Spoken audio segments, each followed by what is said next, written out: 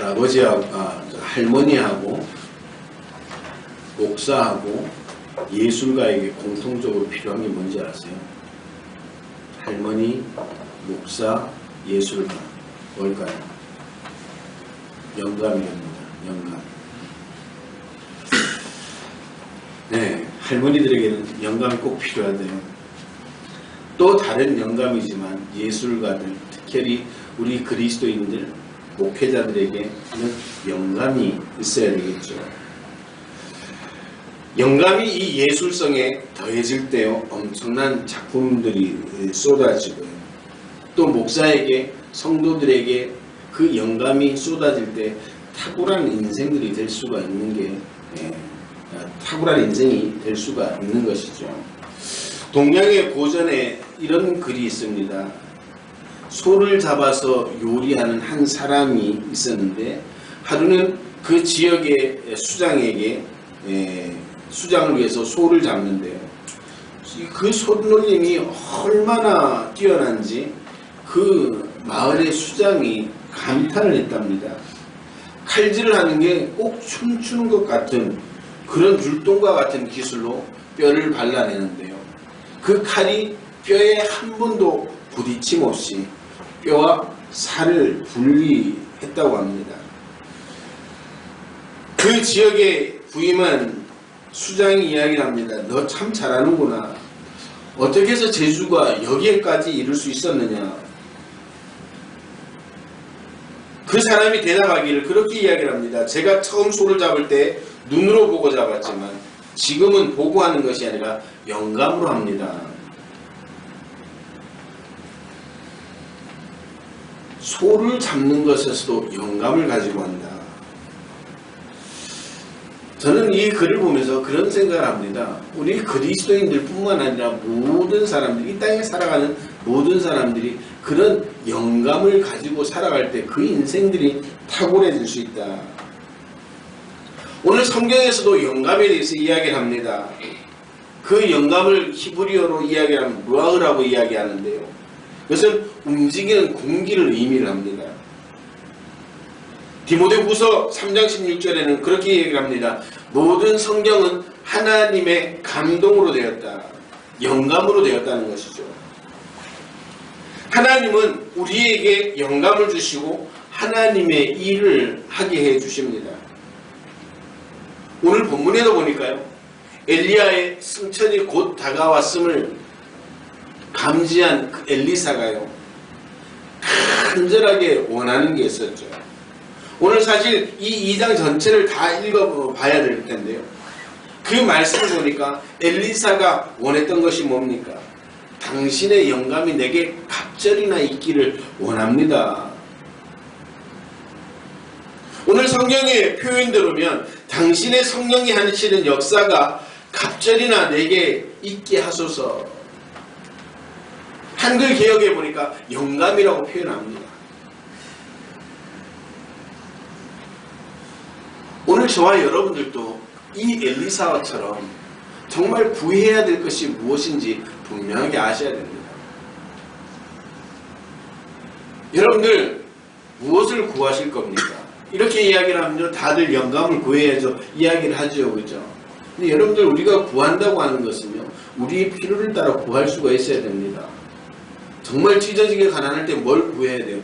경제적인 것도 구해야 됩니다.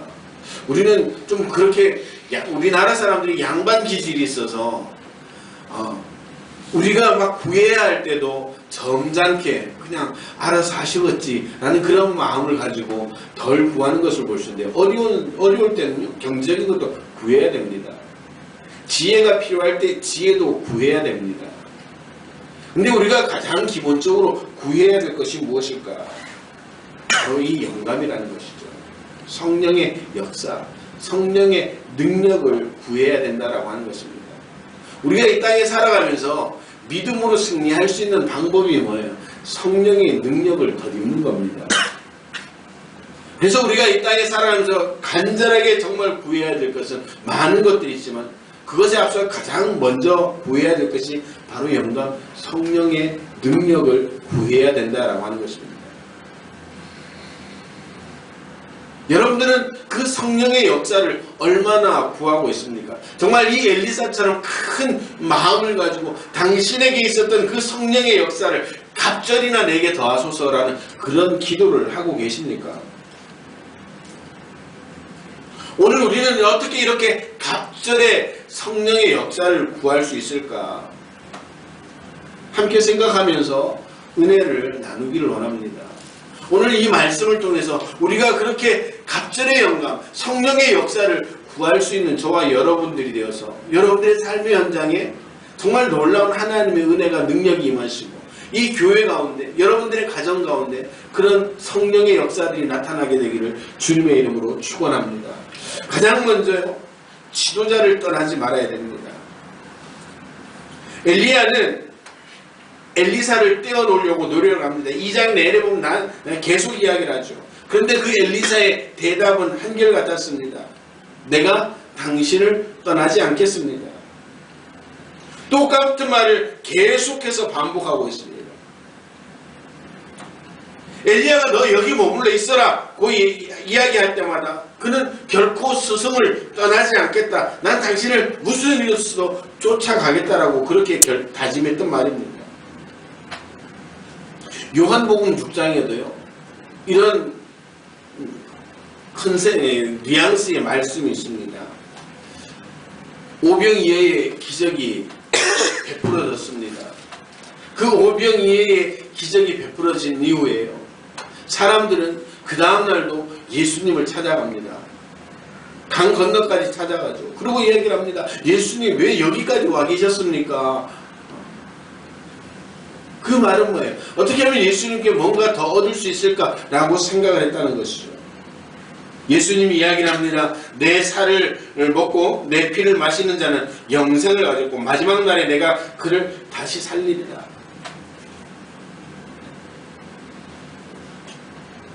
사람들은 그 말의 참뜻을 이해하지 못했습니다. 이 말씀이 참 어렵다. 무슨 의미냐라고까지 이야기를 합니다. 많은 사람들이 하나를 떠납니다. 야, 이젠 예수님께 뭔가 얻어먹을 것은 없을 것 같다. 오늘은 글렀다. 가자. 돌아가기 시작합니다. 그때 예수님이 12제자에게 질문을 합니다. 너희도 갈래? 제자들 중에 베드로가 뭐라고 대답합니까? 주여, 영생의 말씀이 여기 있는데 우리가 누구에게 갑니까? 우리는 주님을 따르겠습니다. 지금 이 상황이, 이 말씀이 이해되지 않는다 할지라도 나는 주님을 따르겠습니다. 우리는 주님을 따르겠습니다. 그렇게 예수님을 쫓았던 베드로가 기독교의 위대한 인물이 되었죠. 은혜를 받았습니다. 갑절의 영감을 받았습니다. 베드로뿐만 아니죠. 제자들도 십자가 사건 이후에 겁을 먹고 다 떠났습니다. 근데 그들이 다시 모이게 되었죠. 왜 모였습니까? 주님의 말씀이 있었습니다. 예루살렘을 떠나지 말고 내가 너희에게 약속한 것을 기다리라. 그들은 모여서 기도에 전심을 다했습니다. 내용이 무엇이었습니까? 성경에 기술되어지지 않았지만 주님께서 약속하신 것을 기다렸다는 거예요. 성령을 기다렸습니다. 그렇게 갑절의 영감을 받고 나니까 그들의 인생이 바뀌어졌다라고 하는 것입니다. 오늘 저와 여러분들도 마찬가지입니다. 우리가 주님을 떠나서는요, 아무것도 할 수 없는 존재입니다. 엘리사가 엘리야에게 그렇게 쫓아다니면서 구했던 것처럼 정말 끈질기게 따라 붙는 것처럼 우리가 예수님을 떠나지 않으면 우리 인생은 소망이 있는 겁니다. 할렐루야.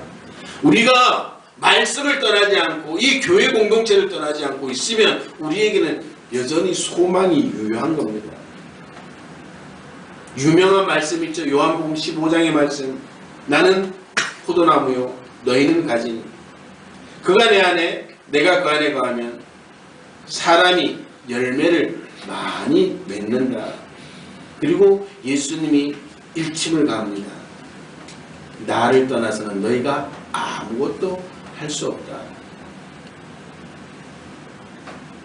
오늘 우리의 모습이 좀 보기 좋지 않은 점이 있다고 할지라도, 죄를 짓는다고 할지라도 우리가 주님께 붙어 있어야지 소망이 있다는 겁니다.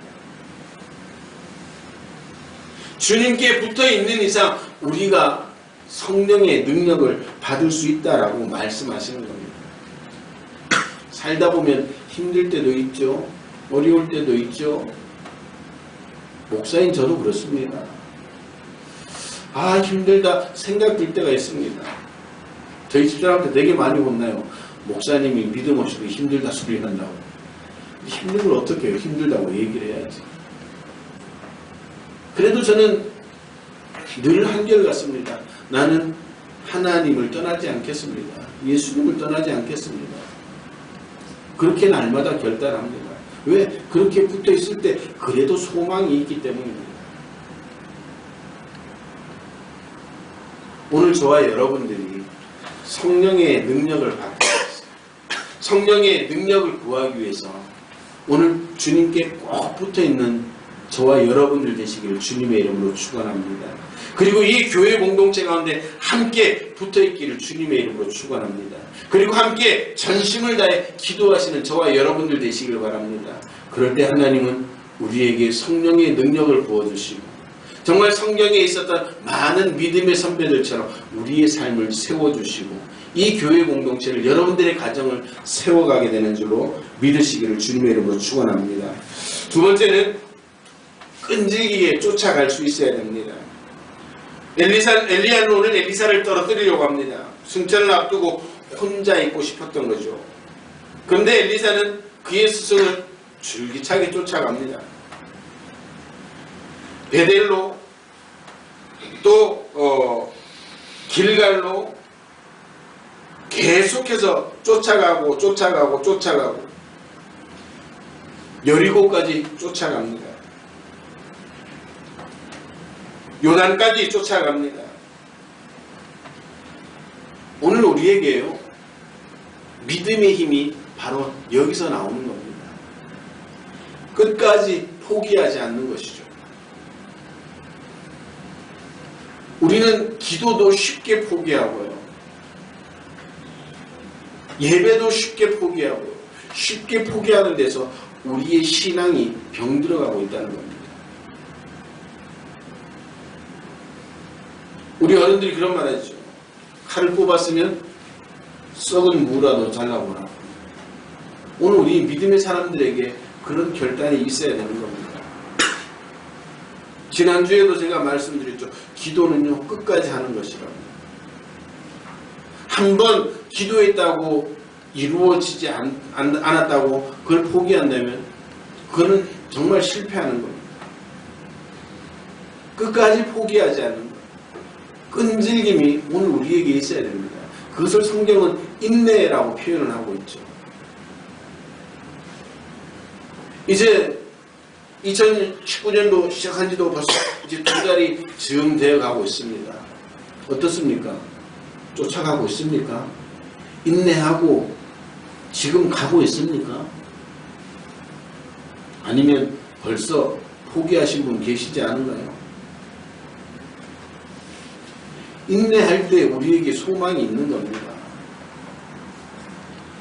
삶의 환경은요, 우리를 자꾸 믿음에서 떨어뜨리려고 하죠.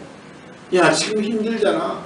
경제적으로 힘들고 관계 속에 힘들고 너 지금 현실이 힘들잖아. 그렇게 자꾸 떨어뜨리려고 합니다. 여러분들 지금까지 살아오면서 여러분들의 삶이 녹록하셨나요? 그래도 해볼만 하던가요?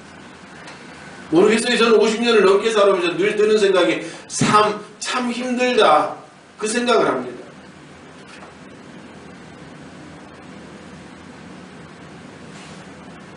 더욱이 그리스도인으로 살아간다는 건 더 힘듭니다.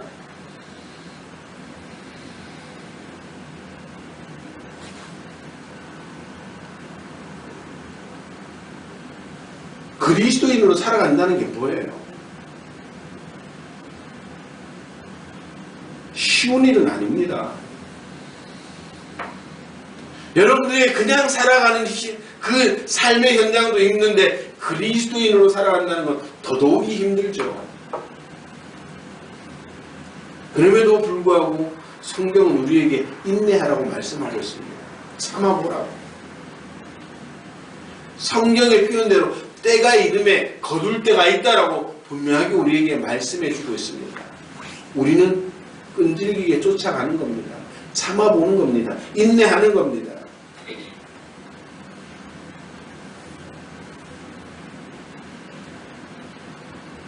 말씀을 쫓아가는 삶이 되어야 되고요.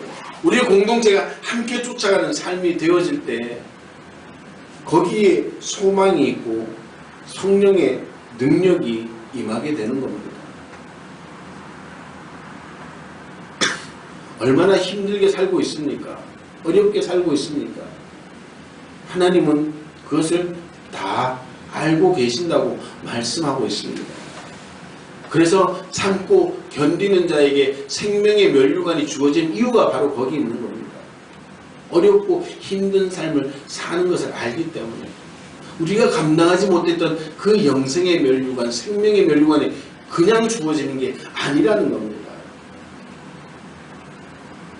끝까지 참고 견디는 자에게 주어지는 상급이 바로 그 생명의 면류관이라고 분명하게 말씀하고 있습니다.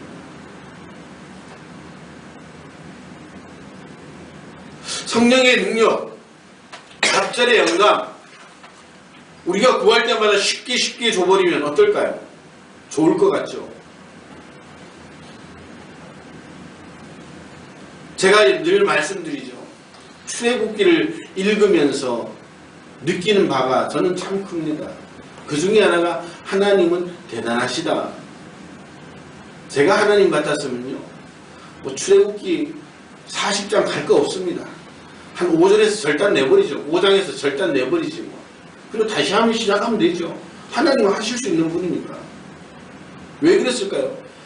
여러분들 출애굽기에 보면 그 오경에 보면 이스라엘 백성들의 삶이 어때요? 날마다 하나님을 경험하는 삶이었습니다. 아침에 눈 뜨면 만나를 통해서 내가 너희와 함께한다.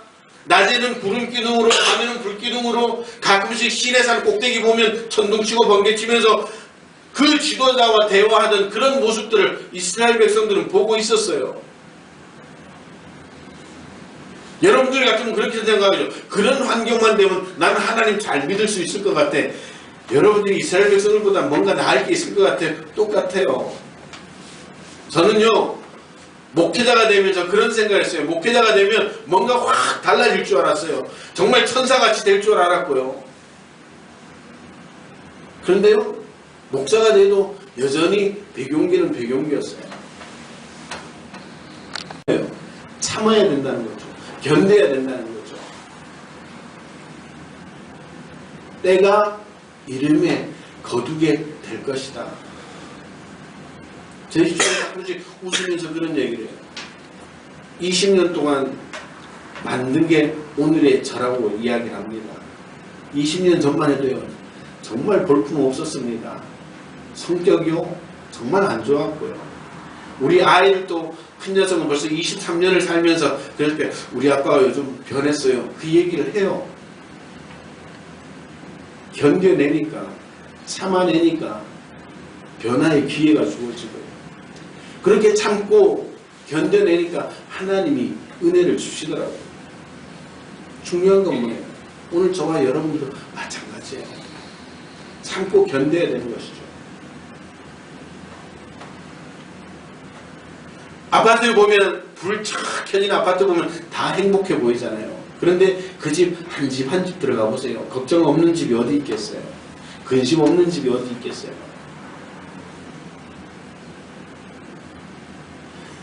여러분들은 돈 10만 원, 돈 100만 원 가지고 고민하지만 현대가 사람들 보면서 그런 생각을 하죠. 저 사람들은 돈 때문에 걱정 안 할까? 아니에요. 그 사람들은 수십억 때문에 걱정해요. 제가 얘기했죠. 1억 때문에 기도하는 사람이 기도를 하러 왔는데요. 그 옆에 한 사람이 앉아서 기도하는데 100만 원 달라고 막 소리치며 기도하는 거예요. 그 1억 가진 사람이요. 이해가 안 되는 거예요. 저 100만 원. 그러니까 그 사람을 일로 오라고. 그래가지고 100만 원 주고 됐죠. 가서 좀 일 보세요. 그리고 1억을 위해서 기도했다는 얘기. 제가 그런 얘기를 말씀을 드렸잖아요. 중요한 건 뭐예요? 참고 견디는 거예요. 힘듭니다. 안 힘든 분 없어요. 다 힘들어요. 그럼 오늘 우리가 어떻게 참고 견디고 오늘 우리 지체들을 서로 격려해주고 위로해줘야죠. 따뜻한 말 한마디를 더 해줘야죠. 오늘 엘리사가 엘리야를 끝까지 쫓았습니다. 별별 이야기를 통해서 그를 떼어놓으려고 했지만 그가 끝까지 끈질기게 포기하지 않고 쫓아가니까 그에게 능력이 임했다고 성경은 우리에게 간증을 하고 있는 겁니다. 오늘 그 말씀을 하시면서 주님이 그렇게 우리에게 말씀하시는 거예요. 너희들도 참고 견뎌라. 때가 되면 이룰 것이다. 오늘 저와 여러분들에게 또 여러분들의 가정에 이 교회 공동체 가운데 그 은혜가 임하게 되기를 주님의 이름으로 축원합니다. 그리고 마지막으로는 신령한 것들을 구해야 되죠. 내가 내게 무엇을 해주기를 원하느냐. 당신의 성령이 하시는 역사가 갑절이나 내게 있기를 원합니다.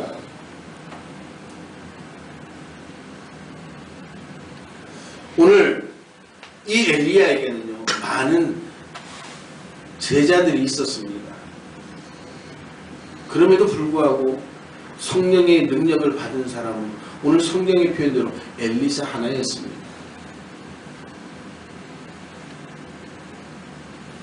이 세상에도 많은 믿음의 사람들이 있습니다. 그러나 다 믿음의 사람들이라고 해서 성령의 능력을 받는 게 아니라는 거예요. 갑절의 영감을 받는 게 아니라는 겁니다. 오늘 저와 여러분들은 구할 수 있어야 됩니다.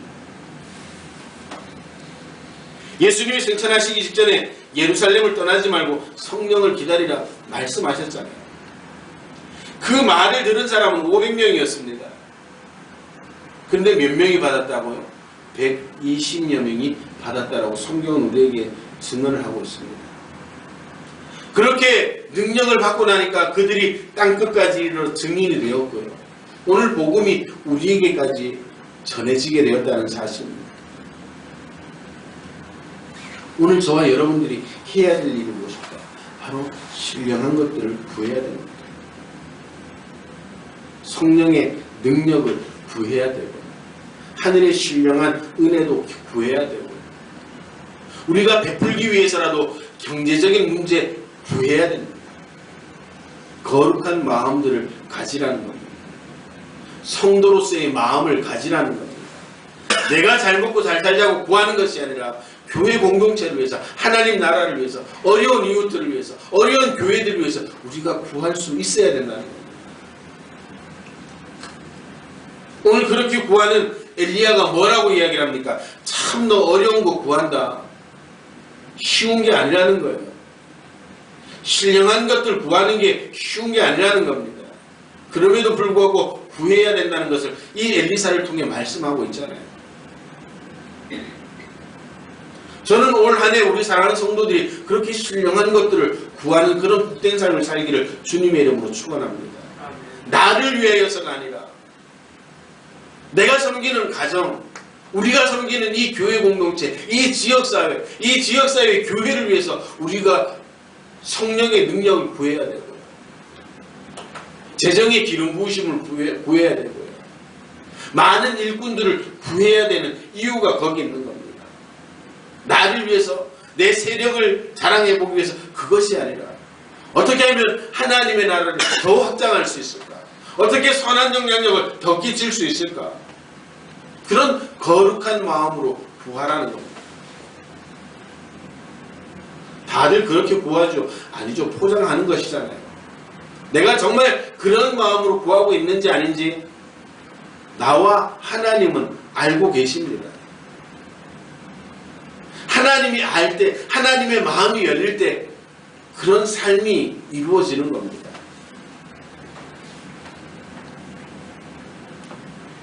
메시아 23일 동안 기도하면서 여러 날 금식으로 준비를 하고 영감을 받아서 만들었다고 합니다. 그 메시아 중에 할렐루야라고 하는 이 곡은요, 할렐루야를 44번 정도 반복을 한다고, 44번 정도, 44번을 반복한다고 합니다. 영감을 받고 나서 쓴 곡이 바로 그겁니다. 솔로몬이 1000번제를 드린 후에 하나님으로부터 내가 내게 무엇을 주기를 원하느냐, 뭐라고 이야기를 합니까? 하나님이 주신 이 백성들을 정말 잘 다스릴 수 있도록 기회를 주십시오. 나를 위해서가 아니라 하나님이 맡겨주신 그 백성들을 위해서, 하나님의 백성들을 위해서, 하나님이 세운 이 나라를 위해서 지혜를 구합니다.